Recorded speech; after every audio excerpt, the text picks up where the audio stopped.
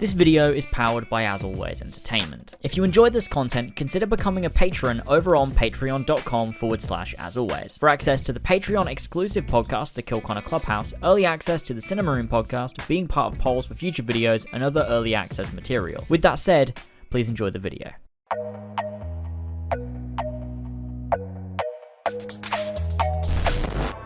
I perceive that this also was a chasing after wind, for in much wisdom is much grief. And he that increaseth knowledge increaseth sorrow. Destroy it! God. Destroy it as you said you would. It looks like... Is that blood? The hell were they keeping here before me? What happened? What does it mean, I wonder?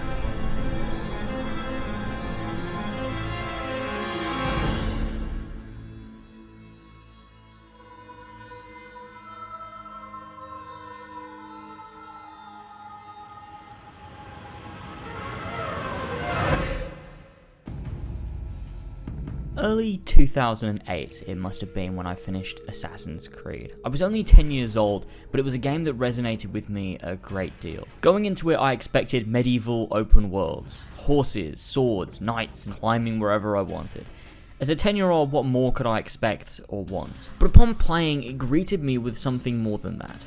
A story that truly, for the first time, interested me in the components that form a well-structured narrative. You all know on this channel I love to talk about writing in video games, and Assassin's Creed really was the first game to present an idea that really intrigued me. Not only did we have this story of an arrogant young assassin who learned to be less brash, less aggressive, and learned the valuable lesson of self-control and honor, but we had layered on top this story of Desmond Miles, of cyberpunk sci-fi mystery. Even at 10 years old, this had me hooked. I hacked the computers, re-listened to cutscene dialogue, tried to decipher the blood-scrawled messages throughout Abstergo. I was 10, a child, but somehow this narrative drew me in and made me think, and it was layered with so much depth and care that the long wait for the sequel felt even longer. I remember way back when the only Assassin's Creed game was Assassin's Creed. I can remember speculating that maybe in a sequel Desmond will finally escape Abstergo. Maybe we'll get to see what's outside. Maybe we'll find out what these messages written in blood mean. Maybe we'll revisit Altair. Maybe we won't. Maybe we'll discover what this mysterious piece of Eden is, what it does, why Abstergo wants it. And when November 17th, 2009 rolled around, I still had to wait 2 more days because for some reason it released on the 19th in the UK, but the point being, when the release of Assassin's Creed 2 finally rolled around, I put the disc in my console and entered into, for the first time, an experience that I would never, ever forget. It is a good life we lead, brother. The best. May it never change. And may it never change us. I couldn't stop them, Annetta. I'll kill you for what you've done! I tried, I swear. But there were so many guards. You would have done the same. To save the ones you love. The Auditori are not dead! I'm still here! Me! Ezio! Ezio Auditore! What are you and your allies planning? Is this what my father discovered? Is this why he was killed? Tutte le fine che meritavi! Spero che brutto! You are not Fieri. Do not become him. Compio questo sacrificio per il bene superiore. Requiescat in pace. It's been over 10 years since I watched my father and brothers die. 10 years hunting the men responsible. So close to the end now, but no closer to understanding what any of it was for. When my uncle told me about the Codex, I was too young, too brash to imagine it was anything but an old man's fantasy. But now I see. The killing of Mocenigo, even the Medici, my father and brothers. It was all part of his plan. To find the vault. We don't need anyone to tell us what to do. We are free to follow our own path. There are those who will take that freedom from us. Too many of you gladly give it. But it is our ability to choose. Whatever you think is true, that makes us human. There is no book or teacher to give you the answers. Show you the path. Choose your own way. Do not follow me. Or anyone else. Nulla è reale. Tutto è lecito. Requiescat in pace.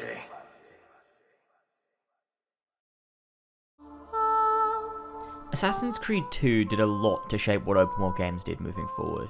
This was still the period of time in which Ubisoft was pushing the industry forward, as opposed to following trends. They were creating them in 2009. AC1 received a lot of constructive criticism for its structuring of missions and overall pacing. As much as I still love Assassin's Creed 1 and can replay it over and over again, the flaws are clear to see, and going forward they wanted to take the identity to Assassin's Creed, keep it intact whilst continuing to improve upon everything that went wrong with the first game. And that's exactly what they did. Hopping into Assassin's Creed 2 for the first time was a surreal experience. For such a long time, I genuinely didn't know if there was going to be a sequel. Assassin's Creed was pretty niche back in 2007 and received a lot of criticism because of its mission structure.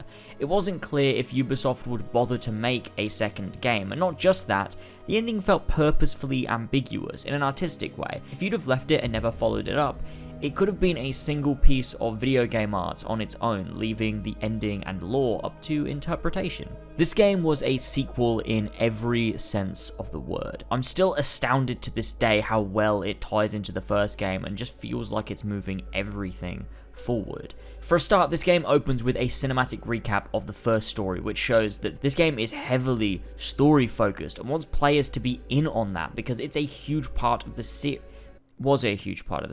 Afterwards, we physically pick up right where we left off, in Desmond's room in Abstergo, and we're immediately back. Every detail is where it should be, and we get to just hop straight back into where we left off 2 whole years ago. They didn't do the weird thing they do now where the modern day has to line up with the real time and real world date for some reason. They just wanted to tell a story. And right away, I got to find out what happens next. Finally, after all of this time, I got to find out what happens next. 2 years is a long time when you're 10 years old, and that, you know, I want to stress that because 2 years isn't that long, but like when I was 10, like 2 years felt like a long. I can't stress enough how happy 12-year-old me was at this prospect. Lucy comes in with a bloodstained top, which, by the way, remains bloodstained for the entirety of the game. And remember, this game takes place over the course of weeks. I like to think it's canon that she just never changed her clothes because, well, that's funny, isn't it? We walk out into the Abstergo lab and it feels so similar yet so brand new. I mean, that was the point, right? The reason they have you exit the bedroom to start the game, followed by getting into the Animus, is supposed to be poetically a recreation of every modern day segment from Assassin's Creed 1, except this time, it's different. It's not going to be the same mundane routine for Desmond. We get introduced to our new protagonist, someone who we'd follow for the next 3 years, and someone who we get to see from birth to death. A character we will form an intense sexual attachment to, and something we've not seen since in Assassin's Creed. Oh, my love. Mi dispiace, I was at the bank when they told me. Did I miss it? Am I too late? Give him here. Giovanni. Shh, my love. It will be all right. Tu sei un uditore. Sei un combattente. Perciò, combatti. Listen to him. A fine set of lungs. And what shall we call him, my love? Ezio. Ezio Auditore da Firenze. There's so much set up during this introduction that's important. Desmond's eagle vision, Ezio, the memory core, Sean and Rebecca, the state of the Assassin Templar War in the modern day, and what the purpose, or what we think the purpose of delving into Ezio's memories is. Later we find out, of course, there's actually 2 reasons. After a long introduction to the game, we finally enter the Animus and are greeted with this gorgeous cinematic recreation of Renaissance Italy, Florence to be precise, in 1476. And then we're introduced to a young Florentine noble, 17-year-old, Ezio Auditore da Firenze.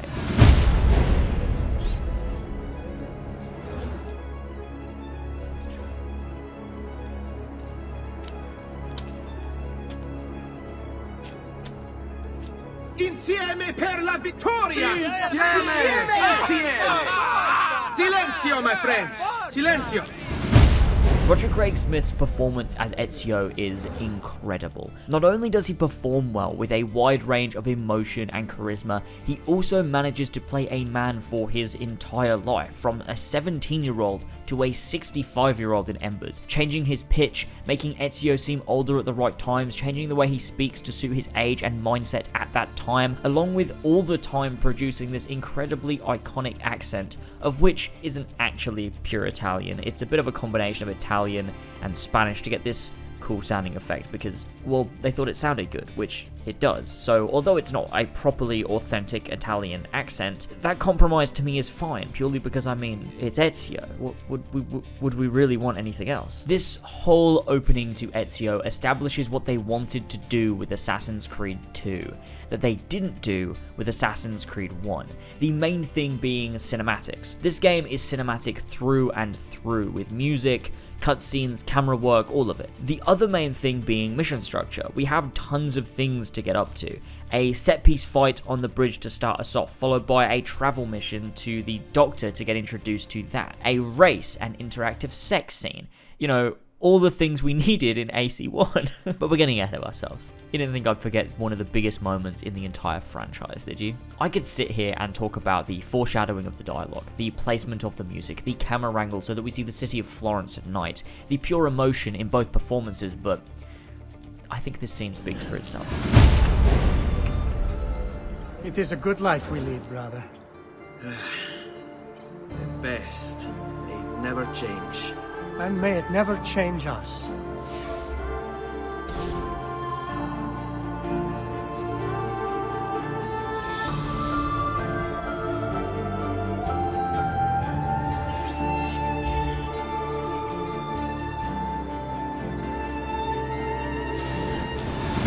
I remember seeing this as a 12-year-old and thinking to myself, wow, this game is going to be special. I knew from the whole opening the way it purely cared about fans of the first game so much, and then this incredible intro that just felt like a message from the devs saying, here you go, you're welcome, enjoy, we've worked so hard on this, and my god, to this day, it still gives me goosebumps every time I see that scene, because it's just so special.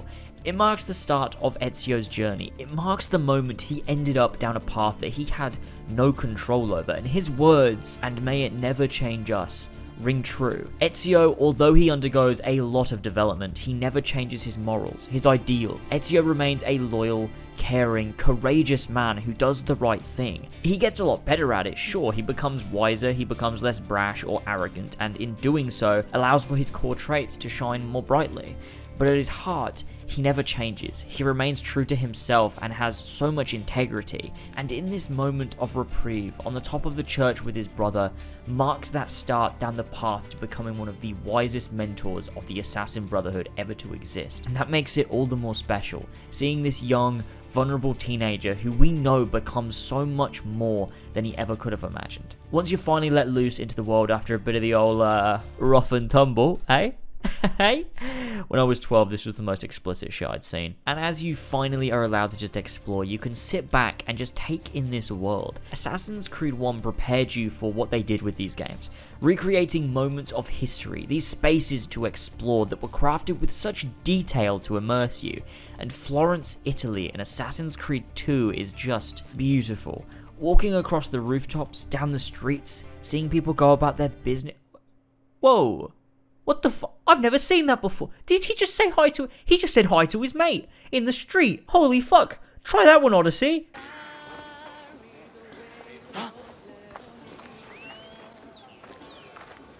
Yeah, I know. I did it again. But this world, I don't know what it is, but something just feels more interactive about it. I mean, there's the obvious things like blending with anyone, not just monks, or the shops you can actually interact with, but something feels more alive. Ezio feels part of this world more so than Altair did a part of his. That's not to say Assassin's Creed 1 wasn't immersive, because fuck me, it was. But that's a video for another time, otherwise we're gonna be here all day. But there's something about Ezio wandering the streets that feels right. It just fits so well and makes you feel a part of the city. Maybe it's the music, the people going about their business or whatever, but it makes you feel like you're there. I'm aware at this rate this video is going to be longer than the game is, so let's move on a little bit. After being introduced to side quests in the most story-driven way possible, Ezio's father and brothers are taken to the Palazzo della Signoria, and Ezio, in his desperation, heads home after speaking with his father to find his secret room. This is a gorgeous scene where Ezio suits up in his father's assassin robes, collects the equipment and documents, and leaves.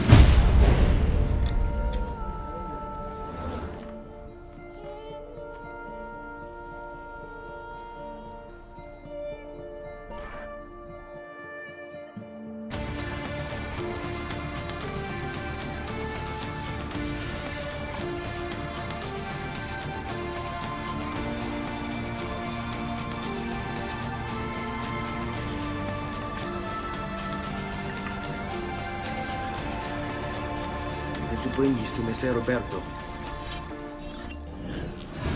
Never changing his clothes for the next 22 years.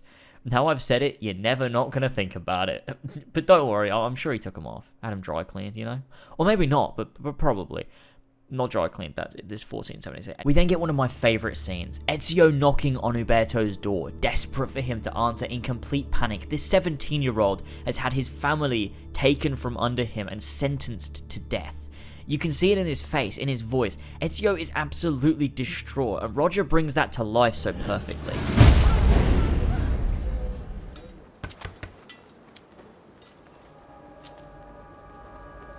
Ezio Auditore? What are you doing here at this hour? I don't... Wait, child. Take a breath. Collect your thoughts. My father and brothers have been imprisoned. I was told to bring you this. Ah. I see now. This is then followed by the scene in the piazza. Ezio's father and brothers are hanged in front of him, betrayed by the man he trusted to save them. Ezio's sorrow in this scene that quickly and suddenly becomes pure rage is just incredibly executed. You and your collaborators are hereby sentenced to death. You are the traitor, Roberto, and one of them. You may take our lives this day, but we will have yours in return, I swear! We will! Father! There! Grab the boy! He's one of them! I'll kill you for what you've done! It feels so real and legitimate, and the performance here is fantastic. It gets you genuinely invested in Ezio and his want to avenge his family. The emotion feels raw and real, and so we're on board. And whilst I'm thinking of it, this game has a great host of supporting characters that we're introduced to from this point on. Obviously, Maria and Claudia. Okay, Maria's like fine. She doesn't really talk much after this point. Same for Claudia. But what we do have is very nice, and it's a very convincing relationship Ezio has with both of them. Then we have all of the assassins we meet who aren't just one-offs. They show up again. Ezio forms bonds with them, and they're always present. Paola, Volpe, Antonio, Mario, Leonardo, just to name a few. They're so compelling and great as supporting characters for Ezio's story. Back to what we're talking about though, Ezio learns skills, his blade is repaired by Leonardo, and he's ready to execute his first kill, taking revenge on basically the man responsible for the death of his father and brothers, at least the one that's directly responsible for doing this. Now let's talk a little bit about Assassinations. I think Assassin's Creed 2 is one of those games that balances the need for cinematic linear assassinations with the freedom to tackle these missions the way that you want as the player. Obviously, Assassin's Creed 1 left its assassinations pretty open to you. Assassin's Creed 3, on the other hand, never does. Assassin's Creed 2 does a bit of both, and I think it serves the game very well.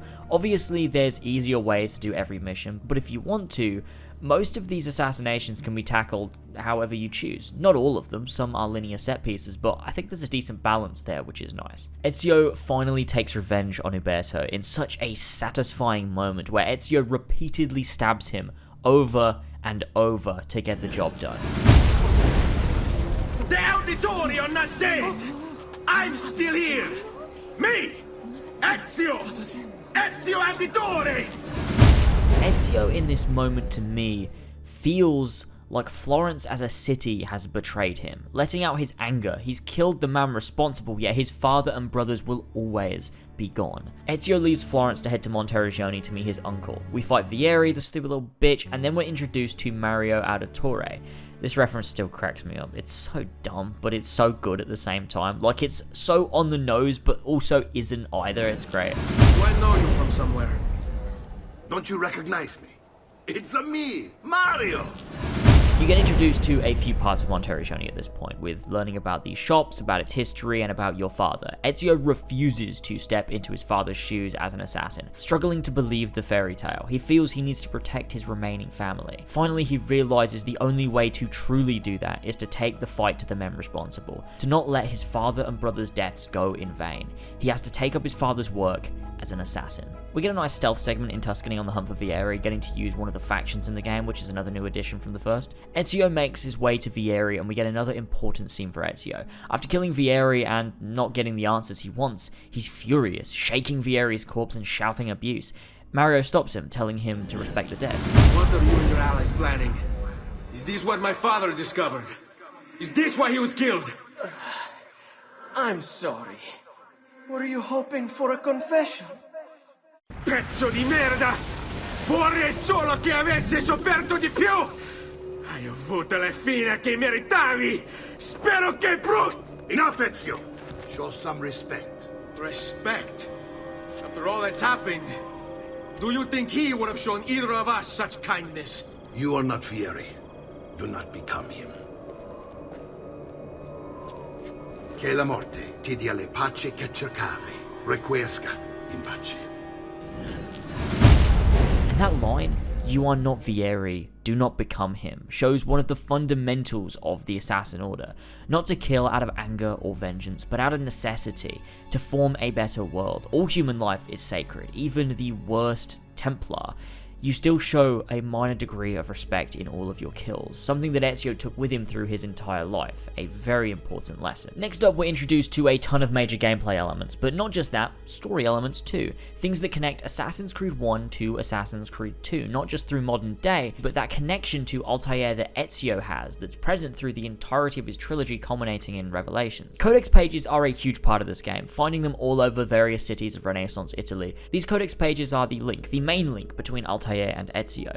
Ezio learns a lot of what he does through Altair's codex, and so the protagonist from the first game is directly influencing our new protagonist from Assassin's Creed 2, and it's that kind of storytelling that makes Assassin's Creed so special, or did make Assassin's Creed so special. The ability to link characters who lived centuries apart in such a meaningful and interesting way. No, not like that! We're also introduced to the armor of Altair, locked away beneath the villa in the sanctuary, and unlocked by finding 6 hidden keys. A very interesting lore point, but better yet, one of the greatest Assassin's Creed gameplay elements to date.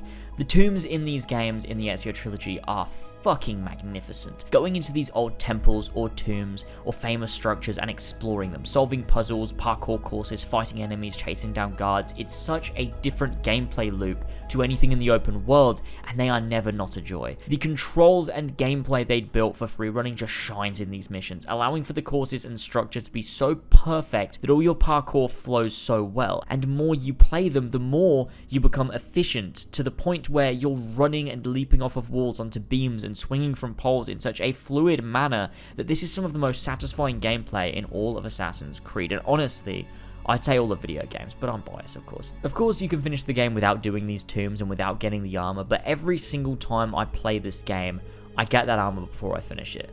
If you don't, then what are we even doing? He literally starts Brotherhood with the fucking armor. If you don't get, it doesn't link up. How would that not drive you insane? You must be a psychopath. Talking of armor, I might as well touch upon shops and whatnot, since they're a huge new addition in Assassin's Creed 2. We have blacksmiths, of course, with armor, weapons, ammo. I never really like the chest armor. I usually opt for just the braces and greaves. Sometimes I put the shoulder armor on, but honestly, I'm such a huge fan of these robes as they come, so I get the braces and greaves because you always have them, but I like to keep everything else standard because the robes look so nice. Why would I cover them up? You got your tailors for pouches and dyes. I tend not to dye my robes. I like them white. It's fucking assassin colors, white and red. I always dye my robes white and red if the base ones aren't, such as Revelations, Unity, AC3. You know, I'm old school like that. Give me white and red assassin robes. And then you have doctors and artist shops, I guess, for medicine and paintings and maps and such. You've played the games, you know. Economics were a huge part of this game. It was something new. You actually had money. Florence. Not only could you buy upgrades and supplies like you couldn't in Assassin's Creed 1, Monteriggioni became your base of operations and somewhat worked as a hiding place for assassins, hiding in plain sight, but also a money-making machine. And so they added a system for upgrading Monteriggioni, meaning shops made more money, you got discounts, more people showed up, the city looked nice. Town. It's not a city, is it? It's more of a village, if anything. The village looked nicer. Point being, these upgrades were great, and the more you put in, the more you got out. Not just that, but in upgrading certain parts, it actually opened up new areas like the church or the well, the height of excitement. On top of this, you can also collect these statuettes of various Roman gods, obviously corresponding with the Isu. Sorry, this is 2009. The ones who came before. Remember when they were mysterious and cool? Now they're just Isu and they speak like Watch Dogs characters. Back to AC2 though. Now you're officially an assassin. Well, not officially an assassin. Now you're an assassin in the sense that you kill people. You're not an assassin in terms of the Brotherhood. Ezio doesn't even know it's a Brotherhood at this point. You head back to Florence to deal with the patsy. Now, let's talk major moment. For one, we have the introduction of how codex pages work and are used. Double hidden blades is the first thing we get, along with a manual for new assassination techniques, written of course by Altair. For the first 3 hours of the game, Ezio has the basic assassination moves from AC1. It's not until this sequence and getting this codex page deciphered that Ezio is now able to perform new techniques, assassinating from hay bales, air assassinations, and ledge assassinations, things that you couldn't do in Assassin's Creed 1, and clearly were learned and invented and written about after that game takes place. Again, Ezio's progression is directly linked back to Altair, which is wonderful symmetry. We're also introduced to Volpe, and we do our first tomb. I already spoke about tombs, but the introduction as part of the main story is really great, and makes them being part of the world feel natural. After killing Francesco, we had a nice moment on the Ponte Vecchio with Lorenzo de' Medici. This is also when we get our first change in Ezio's voice. It's slightly deeper at this point, and you can tell he's aging and maturing. When I was 6 years old, I fell into the Arno. I soon found myself drifting down and into darkness. Certain my life was at an end. Instead, I woke to the sound of my mother weeping. At her side stood a stranger, soaking and smiling at me. My mother explained that he had saved me, and so began a long and prosperous relationship between two families, yours and mine. I am sorry I could not save your father and brothers. You have nothing to apologize for. I believe Jacopo de' Pazzi played a part in their deaths. They attack on you as well. I need to find him. That coward fled before we could arrest him. Have you any leads? No. They've hidden themselves well. They? Jacopo was not the only conspirator to escape. If they work with Jacopo, they were surely involved in the plot against my family as well. Give me their names. It's also pretty poetic that that moment happens where this scene is taking place in the game.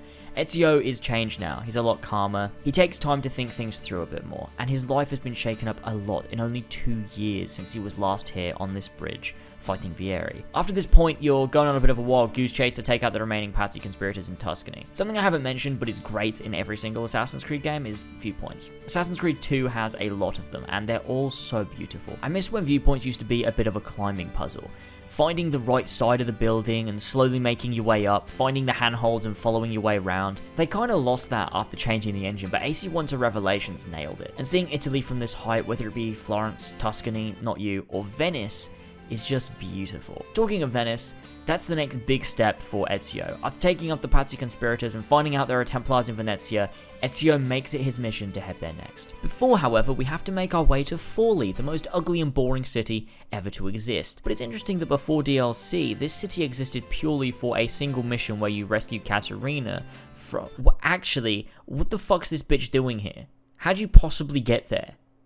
Seriously, did nobody on the dev team, did nobody consider, why is this bitch here on this rock? Did she swim there? Then why not swim back? Did she just hop off of a boat and stand there? Why is this a situation you're in, woman? You don't even get to enter the city in this sequel. I mean, you can if you want to, but like the missions don't take you there. Or for the rest of the game for that matter, until DLC was added, but we'll get on to that. Before we get to Forli, we have a nice offset piece with the wagon and Leonardo. And hold your horses, what? How did that get in the game? Why does he sound like that? Why did you do this? This is a nice segment. They do some nice set pieces to break things up, which is good stuff. After we're done with Forley, we move on to the modern day. Now, I lost all my fucking footage of this section, so I'm just using my old Let's Play of the Ezio collection. I don't know why I told you that. I just like to be honest. Odyssey sucks. I'm sorry, that slipped out. I'm involuntarily honest. This section is something that shows dedication and care for a project that the team had passion for. We exit the Animus and Desmond gets to try out his new skills. We're exposed to the bleeding effect, seeing visions from the past, and it's explained to us exactly why we're reliving specifically Ezio's memories. The reason being the vault. The Templars want it. They've been trying to find it, and Desmond has the necessary memories to unlock it. We also learn more about Chapter 16 and his involvement, and his knowledge of the vault. Afterwards, we get a nice character moment with Desmond and Lucy, which is wholesome and develops them both further until she's violently ripped from us, but that's another game. Next up is my favourite part, and that's Desmond falling deep into the bleeding effect and a suppressed memory of Altair coming to the surface. This part does a few things. Gameplay-wise, look at this gorgeous recreation of Akka from the first game. Revisiting this is nostalgic as hell, even in 2009. It just hits me the way they didn't forget or push AC1 aside. They fully embraced that it existed and is important. Getting to actually play as Altair was really nice and fan-servicey for the fans, obviously. But it does something very important, which is to establish how genetic memory actually works, because there was a lot of confusion at the time, which there shouldn't be, but I guess you don't really think about the logistics of it. You sort of think like, oh yeah, we get to see someone's life in the Animus if they were your ancestors, but no, that's not how it works. If you have a kid, and that kid is the ancestral line that links to the descendant, in this case Desmond Miles, then you start to follow that kid, not the previous ancestor. So in this case, as soon as Seth is conceived, that's Altair's son, from Maria. I'll probably cut that. As soon as Seth is conceived from Maria and Altair, Seth is Altair's son, Desmond can no longer view Altair's memories because Seth is the descendant of Altair that links to Desmond. The memories that end up with Desmond have now been passed on to the son that will eventually pass it on to Desmond, so no more of Altair's recorded memories can pass on to Seth, because that makes fucking no sense. And Desmond is just so lucky that he's the perfect link to Ezio. Ezio, I'm sure, has so many fucking descendants, but many of which probably don't make it past 1480. Desmond is lucky because he's a descendant of either Marcello or Flavia Auditore, which is incredibly rare, and this moment helps to illustrate just that. It also helps to illustrate that if you view the moment that the ancestor, in this case Seth, gets conceived, you'd surely be reliving the memories of a sperm cell. So if the sperm cell that becomes Seth is released from Altair, then you can't possibly be reliving Altair anymore, because you physically can't be. But also Seth isn't born yet, so what comes in between? The sperm must carry the genetic memory, right? So like nothing is recorded until there's a brain? I guess so. At the point when Altair orgasms... At the point when Altair climaxes and the sperm is released, would the memory in actuality just cut off and then suddenly you'd be a fetus in a womb once brain activity starts in the hippocampus? This is what it means to be a true Assassin's Creed fan. Let's get back to Ezio. He's in Venice now and we get our lovely tour, and if you don't hug Leonardo, you're a fucking monster. But now we start one of the sequences that I'm not a huge fan of. I like the introduction to Rosa and Ugo, who gets dropped later on and doesn't show up again. And Antonio. Like I said, all the supporting characters are strong as fuck, but this sequence is really fucking long, man. We have the tour of Venice, and then we meet Rosa, we escort her back, and then we get her to teach us how to do the climb leap. We go and practice the climb leap, and then we have to free 3 sets of thieves from prisons. This is the worst one, please stop this, I hate this mission, stop it now. Then we have to assassinate 3 traitors for Antonio, then we have to do 3 fetch quests for Ugo. Do you get the point? It's lots of nothing. It's probably my least favourite sequence in the game, if we aren't counting the DLCs. It sets up a lot in Venice, but honestly, it feels like a second introductory sequence. You can forgive it the first time in the game because it's setting up the game, but when it does it again halfway through, it's like, what are we doing? Stop it. Also, I love how this guy says nonsense twice right next to each other in the same sentence, but he says one in Italian. Or freedom or some such nonsense. Baggianate, if you ask me. If it was all translated, he'd just be saying, or some such nonsense. Nonsense, if you ask me. Who wrote that? The rest of the sequences in Venice, however, I love so much. Next, we've got our big old E3 demo showcase, lots of marketing, big memorable sequence, the flying machine. Now, it's weird, the flying machine I always remember as a kid being super easy, but for some reason, it's not, and I always fuck it up. So I'm just a shit gamer, I think. I really love this assassination though. The prep to set it up, the character moments between Ezio, Leonardo, and Antonio, and then actually flying across the city and landing in the Palazzo Ducale. It screams assassin. I love it. Making your way down to Carlo and finding he's already killed the Doge, and he has this Bond villain vibe about him. The way he knocks over the chess piece, and the genuine concern from the Doge, realizing Carlo has betrayed him and he's going to die. Stop! Signore, don't drink that! You are too late. The Doge is dead. What? Carlo? Apologies, Signore. But you should have listened to me when you had the chance. Seems you have failed, assassin. Forgive me, Signore. I tried. Why? What was it all for? This then sets in motion the next sequence in which Ezio is being hunted for killing the Doge, which he didn't do, but it's all a big misunderstanding. The Carnival sequence is so nostalgic and different. I love how Venice feels so unique depending on the district you're in and creates this totally different vibe. Also, who can forget that iconic Carnival music from AC2? I love how all of the Venice sequences do unique things for the most part. The flying machine, the carnival games, the guard escort mission. It's almost as though as Ezio becomes a more proficient assassin, the way he executes his kills gets more creative. Oh, also, this sequence brings me to another point. This game doesn't throw all of its mechanics at you in one go. A lot of Assassin's Creed games have this issue of using the second or third sequence to establish all gameplay mechanics and items and side missions. AC2 doesn't do this. As the game progresses, it gives you more and more things. Sequence by sequence, the world changes, the activities change, the abilities you have change. You don't get double hidden blades until sequence 4. Sequence 5 gives you the poison blade, and you don't get the hidden gun until sequence 9 in the Carnival. The game gives you more tools the more progress you make. You get over halfway through the game and you're still unlocking new things to use. That's the way games should be. I love the way the sequence changes are tied to the story. So like in sequence 9, because Ezio needs to blend in, he wears a carnival mask and has a different styled cape, and for this whole sequence notoriety is removed because of it. Things like this are so cool. The attention to detail in the way the story affects gameplay is something Assassin's Creed doesn't really do anymore. I know I'm talking a lot about the Carnival, but one last thing. When you're assassinating Marco Barbarigo, Theodora says, "Time your gunshot with the fireworks." Now I try this every single time and I have no clue if it's actually possible or not. Someone let me know because it just never seems to actually stop the guards from detecting me. Moving on anyway, we meet Bartolomeo, the last, well, kind of last main ally in the game. I always hated this sequence as a kid, but nowadays I really enjoy it. I love the relationship between Ezio and Bartolomeo. The way Ezio's always teasing him and he's throwing banter back, it's just fun to watch. The sequence isn't drawn out, it's super quick and doesn't give you more than you need. And it's the first time they introduce Pieces of Eden back into the story. Mario talks about it earlier on, like way earlier on, but now you have Silvio Barbarigo mentioning it to Ezio mid-battle, just in passing. It's cryptic and only proper fans would have picked up on it, which is a nice little reference.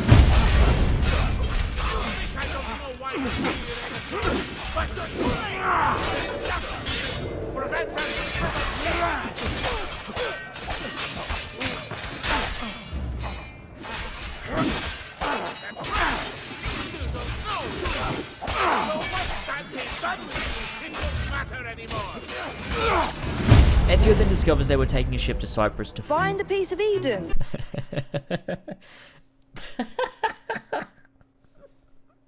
Sorry, I don't know why that made me laugh so much. Find the piece of Eden. Find the piece of Eden. This ties in nicely with Bloodlines, which was released the same year, with the whole Cyprus, Altair piece, whatever. You get it. If you don't, then you don't. It doesn't matter. Now moving on to sequence 11. This sequence gives one of the biggest payoffs in the whole game, but we'll get to that. We open on Ezio's birthday. Rosa comes over to see Ezio. There you are, Ezio. Why so serious? It's my birthday. Davvero? 100 di questi giorni. That's wonderful. Is it? It's been over 10 years since I watched my father and brothers die. 10 years hunting the men responsible.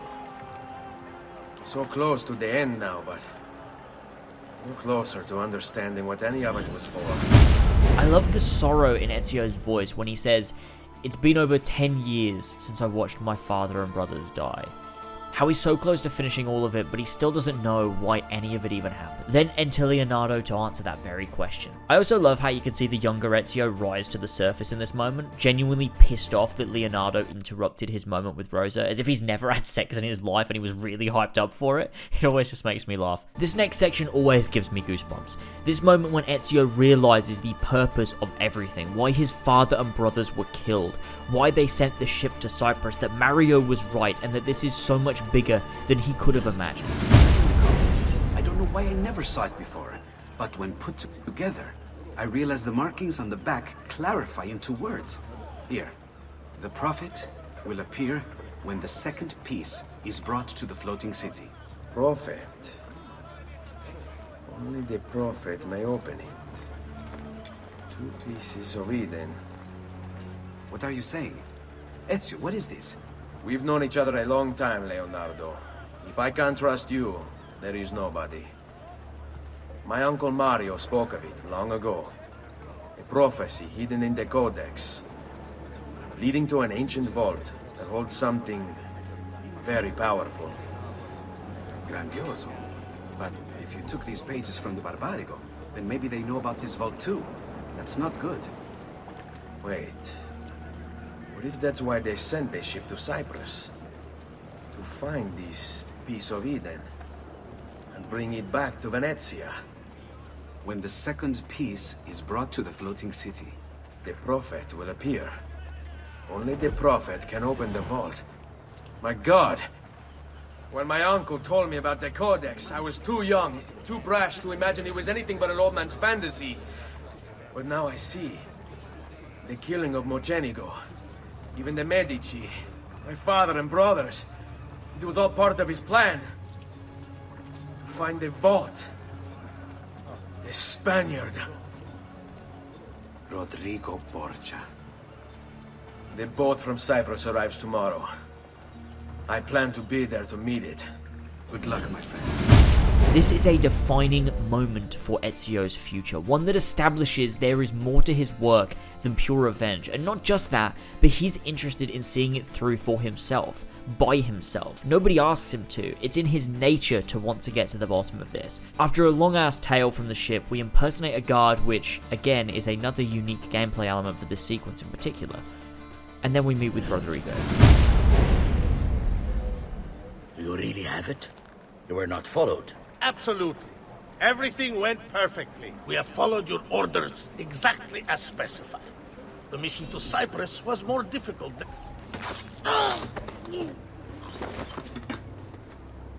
Ezio, it's been some time.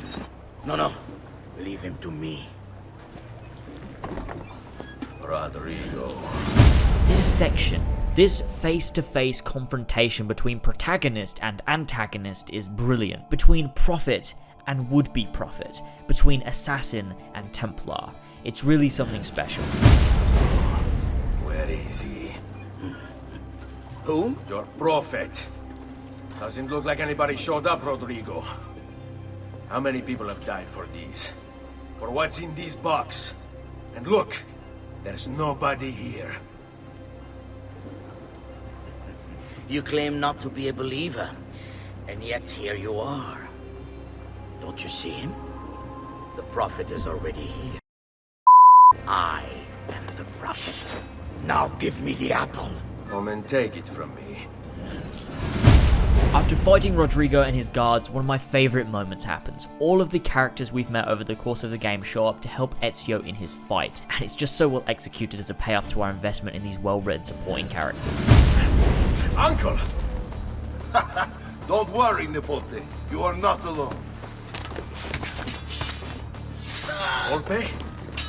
What are you doing here? We could very well ask you the same thing. We? Save your questions, brother. Don't let Borgia leave with that box. Avanti! Rodrigo flees and Ezio has time to speak to his friends, who reveal they're all assassins. As the salvation of fully plays, Niccolo Machiavelli, the final ally, appears from behind the rest, informing Ezio he is indeed the prophet. Ezio is a larger piece of this first civilization puzzle than any of us thought he was, Everything he's done has led him to this moment in which the Prophet will retrieve the Apple of Eden. He's gone, but we have what we came for. No. I need to go after him. Do you really now? Or are you here for another reason, my son? Theodora! What? What are you all doing here? Perhaps the same thing you are, Ezio. Hoping to see the Prophet appear. I came here to kill the Spaniard. I couldn't care less about your Prophet. He never showed up. No? But you did. What? A Prophet's arrival was foretold. And unbeknownst to us, here you are. Perhaps all along, you were the one we sought. Cosa? Who are you? Niccolò di Bernardo de Machiavelli. I am an assassin, trained in the ancient ways to safeguard mankind's evolution. Just like you, and each one of us here. You are all assassins? Paola. Volpe. It's true, Nipote. We have all been guiding you for years, teaching you the skills you would need to join our ranks. I think it's time. We have our prize, but there is much to be done. Come, meet us here at sunset.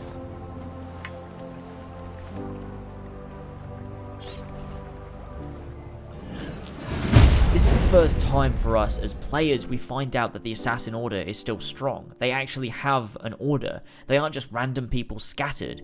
They just hide in plain sight. Ezio comes to the top of the tower in Venice to be properly inducted into the Assassin Brotherhood. This scene is so incredible, from the music to the dialogue, the emotional weight it carries. Something I noticed when playing this game again is how the words "nothing is true, everything is permitted" hold so much weight. Hearing those words in this scene, they're the words of the Assassins. As Ezio joins the Brotherhood, he learns this phrase, the maxim of the Assassin's Creed. And they wait so long to use it, they don't just blurt it out all the time. These words meant something back in 2009. They held weight. Now they're just used flippantly to show, look, we're Assassin's Creed, trust us. Back in Assassin's Creed 2, that wasn't the case, and hearing those words gave me shivers. La shea waka umutlak bel kulun munkin. These are the words spoken by our ancestors that lay at the heart of our creed. Where other men blindly follow the truth, remember, nothing is true. Where other men are limited by morality or law, remember, everything is permitted. We work in the dark to serve the light. We are assassins. Nothing is true. Everything is permitted. It is time, Ezio. In this modern age, we are not so literal as our ancestors, but our seal is no less permanent. Are you ready to join us? I am. This only hurts for a while, brother. Like so many things. Benvenuto, Ezio. You are one of us now. Come, we have much to do. This moment in the game always makes me feel so good. The way Ezio is now officially an assassin, not just some guy running around killing people, he's officially part of the Brotherhood. He now knows of the Brotherhood, and he's ready to take it all on. The leap of faith to complete this sequence wraps that up nicely and sends Ezio into the next chapter. Now this is where things get a little bit messy. Don't get me wrong, look, Sequence 12 and 13 are good additions to the game as pieces of DLC. Sequence 13 is even credited as being true cinema by Martin Scorsese. They're fine in terms of extra Ezio content. The thing is, when you have them installed, they automatically fit into the game where they would have gone had they not been removed, and so the pacing suffers significantly. In the original game, we get a time jump of around 12 years. Ezio has been a fully fledged assassin for a long time, he's grown a beard, and the assassins are ready to make a move on Rodrigo, who is now the Pope. The pacing keeps up. After assassinating all of your targets and becoming an assassin, we move straight into the final mission and final set piece of the game. With the DLC, it sends you on a wild goose chase that effectively has nothing to do with the main story, which is exactly why it was cut in the first place. Ezio goes to Forlì for some reason because he feels the apple will be safe there, which for one makes no sense given the assassins could protect it in their own super secret base in Monteriggioni, but also it never ends up staying there anyway. Even after he retrieves it from Savonarola, he never actually stores it in Forlì anyway, so what was the point in going there in the first place? Forlì is being attacked by the Orsi brothers, who are sent by Rodrigo to take the apple and the map of the Codex pages which Caterina's late husband had, and now she has it, and that's convenient, right? After a lot of fighting, Ezio kills both Orsi brothers and stops them. He is, however, stabbed by one of them, and in the process, Fra Savonarola takes the apple, and so Ezio has to go and get it back again. He gets the map of the Codex pages from Caterina, who is the highlight of Sequence 12, and then after finding out who Savonarola is, Ezio doesn't do anything for 9 fucking years. Okay, so there is a reason for this. He can't find Savonarola, he's pretty much vanished and goes off with Christopher Columbus and does Assassin's Creed 2 Discovery on the DS. But once he's back, Machiavelli sends word that Savonarola's influence has corrupted and oppressed Firenze, and that's Ezio's cue to show up. This premise is really cool, and I like it. The issue is in the fucking, and I cannot stress this enough, awful gameplay loop that comes from this DLC. The entire thing is just mindless assassination mission after mindless assassination mission. 9 lieutenants you have to assassinate in order to get to your main target. Now, the actual assassinations themselves aren't dreadful. The issue comes from the lack of context as to who these people are. It's like they try to cram a game's worth of targets into one sequence, meaning all the preparation, all the backstory is lost, and instead, we're just killing random people because the game tells us to, because story. It's mind-numbingly boring and doubly so upon replays. The only redeeming factor of this DLC is Ezio's final speech. I just wish we could get that character moment without the mind-numbingly boring, unimportant, and useless 2.5 hours that comes before it. If there's one thing I want to use this video to ask, that in the Ezio collection you guys give us an option to turn them off, just to remove them from the game or disable them in the settings. I don't expect anything, but if Ubisoft did that, I'd have a ton of respect for them, and I'm sure the entire community would too. And based on where they're at now, it looks like they need it. But like I said, the one good moment that comes from this DLC is the final speech from Ezio. He's been through so much, he's seen a lot, he's grown so much as a person and developed into something so much more than how he started out. This speech is the moment, the turning point for Ezio, in which it finally solidifies that one day, not yet, but one day, he'll be capable of becoming mentor of the Assassin Brotherhood. His charisma, his way with the masses of people, the way he can give command and advice, he can lead, and that shows. Silenzio! Silenzio! 22 years ago, I stood where I stand now, and watched my loved ones die. Betrayed by those I had called friends. Vengeance clouded my mind. It would have consumed me, were it not for the wisdom of a few strangers, who taught me to look past my instincts. They never preached answers, but guided me to learn from myself. We don't need anyone to tell us what to do. Not Savonarola, not the Medici. We are free to follow our own path.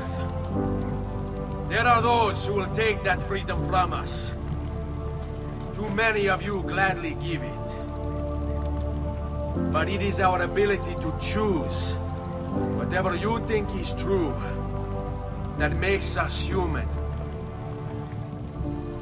There is no book or teacher to give you the answers. Show you the path. Choose your own way. Do not follow me or anyone else.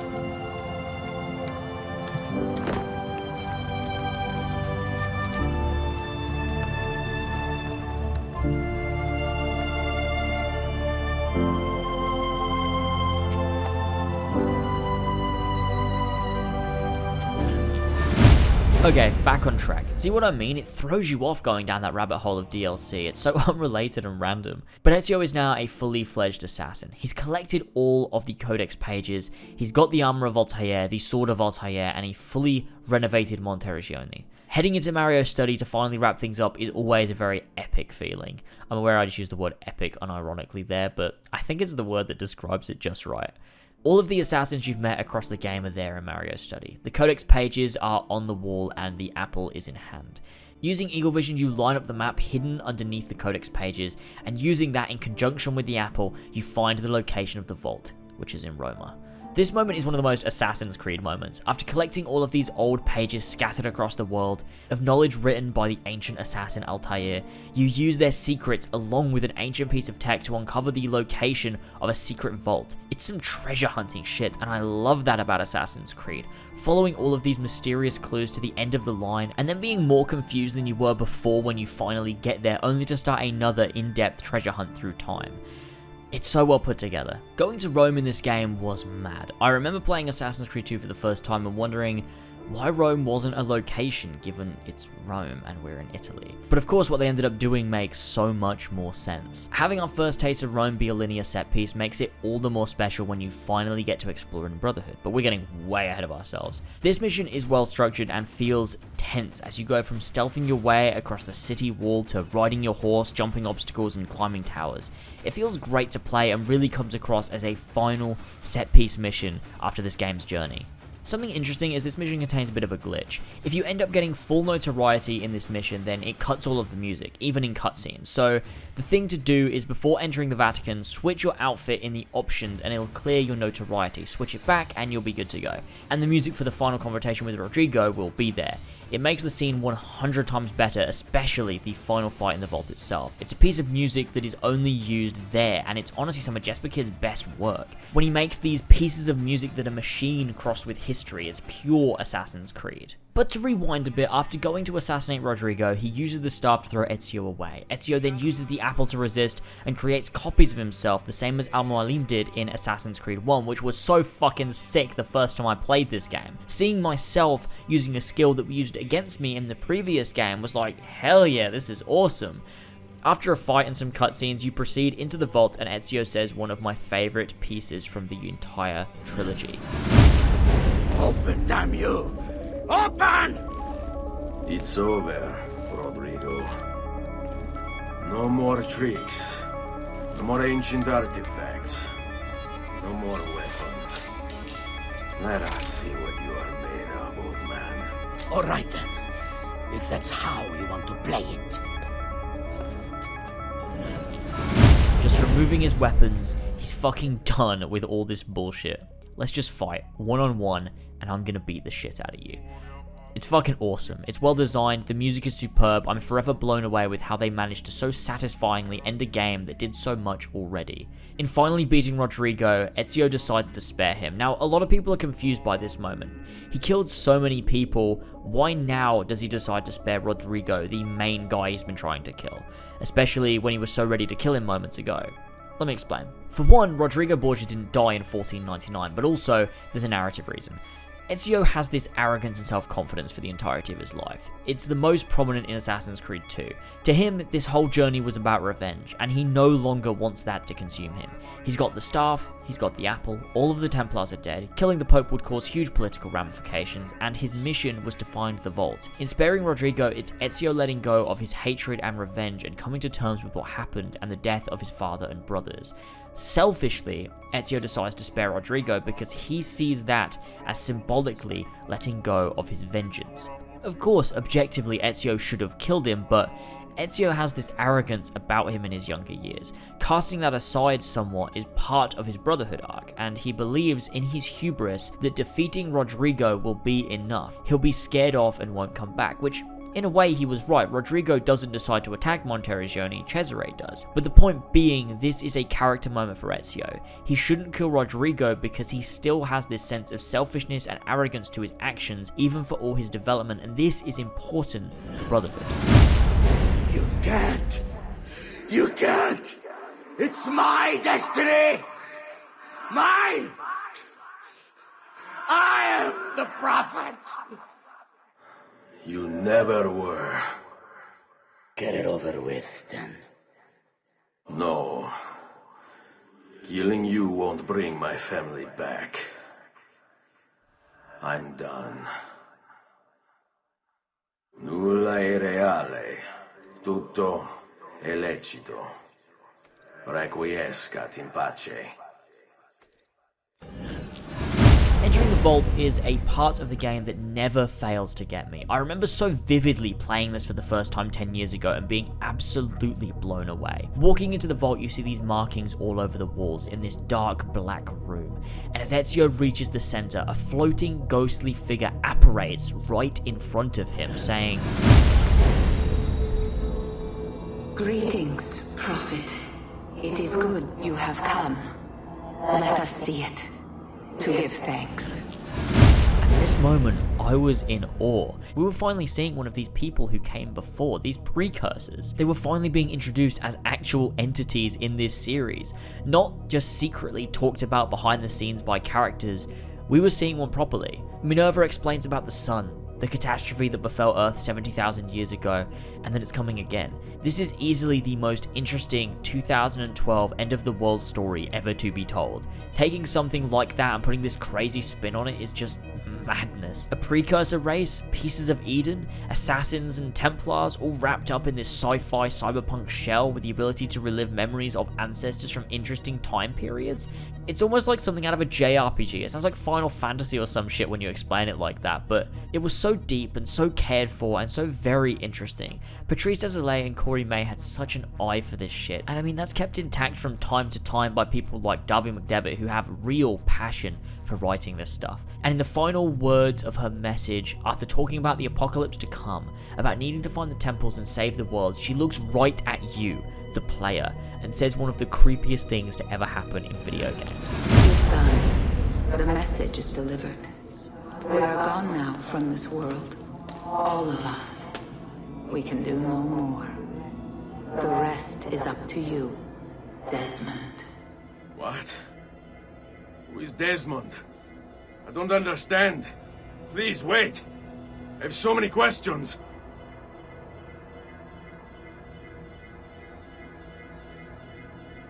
And of course, Desmond's reaction was all of our reactions. What the fuck? They single-handedly took a game that was already incredible and raised the bar considerably by merging Ezio's story with the overarching narrative directly and taking it to a place that wasn't even close to Assassin's Creed 1.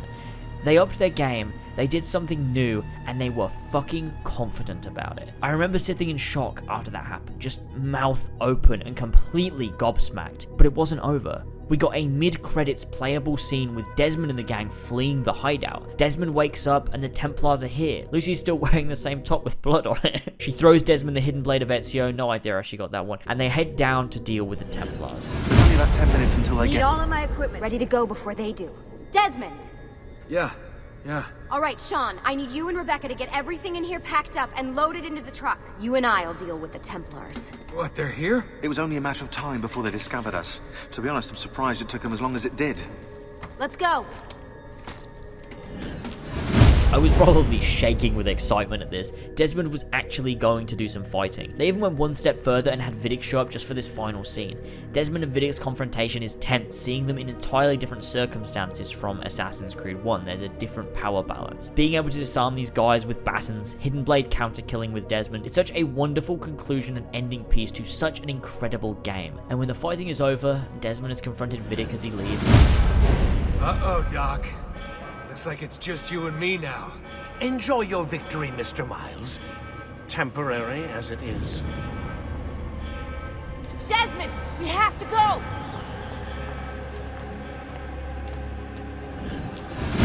The screen fades to black, and there's one last exchange of dialogue from our modern-day gang as they flee the scene, setting up the following game and their true goal, to save the world from a mass extinction level event. There you are! Come on! Help Lucy into the van! Hurry, Desmond, we need to go! You'll have your turn, Desmond. Warren's gonna get what he deserves. I promise. So what now? Where are we headed? There's a cabin up north. We should be safe there. At least for a little while. I have to analyze those tapes from your session. Figure out what's happening. And then what? Here we go. I've got you all hooked up. Got a long drive ahead of us. Figured you might want to play around with the Animus on the way. Alright, but I got some questions first. I mean, what the hell was that in the vault? What you saw proves everything I was afraid of. The Templars aren't our biggest threat. Not by a long shot. So what, the sun is? What's it gonna do? Cook the Earth? I doubt it, but I don't know. There's been some speculation that the Earth's magnetic field is weakening. A sufficiently strong flare could flip the poles and cause a geomagnetic reversal. It's all theoretical, but if it happens, the planet could become geologically unstable. Very unstable. It's meant to be the stuff of pseudoscience, but clearly something catastrophic happened to the people of the first civilization. And that woman, was her name Minerva, was it? She seemed to think we were due for a second round. So either way, we're fucked. I don't know yet. We'll keep reviewing the tapes, and you can keep digging through your memories. Maybe there's more to discover. All right. Guess I better get started.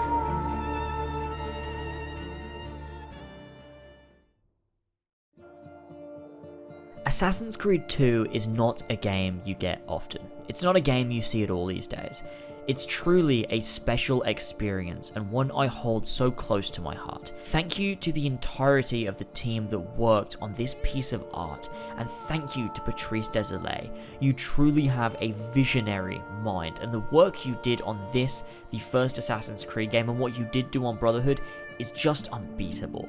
I will always hold the original vision of Assassin's Creed in such high regard, its true creative genius and storytelling prowess. The character of Ezio Auditore is one for the history books, my absolute favourite of all time, and the convincing level of writing in this game is commendable to no end. The historical locations, the landmarks, the characters and tone, coupled with the incredibly beautiful soundtrack, makes Assassin's Creed 2 one of my favourite video game worlds to date, in the way it recreates Renaissance Italy. The marriage of modern day Isu and historical storytelling is one thing, but also incorporating Altair in a huge way is another. All of these things fit with each other in a way that's not done often and takes remarkable work. The mysteries of Subject 16 and the glyph puzzles, the Assassin Tombs showing history and lore in a new way, along with the open world to explore, diversifies the gameplay in such vast ways that can only be described as perfection. I truly cannot believe it's already been 10 years since this masterpiece was released. It's a game I have loved for years and years, and will love for years and years to come. May it never change. Thanks for watching.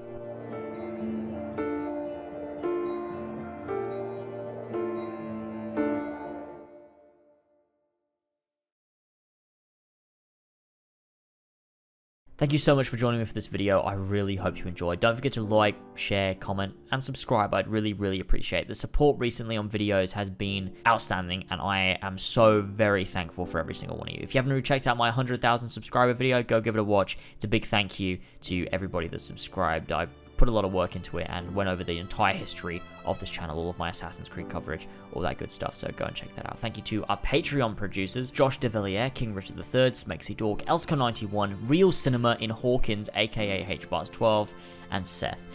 I appreciate all of you so very much. Thank you for joining me, and I'll see you next time. Bye-bye.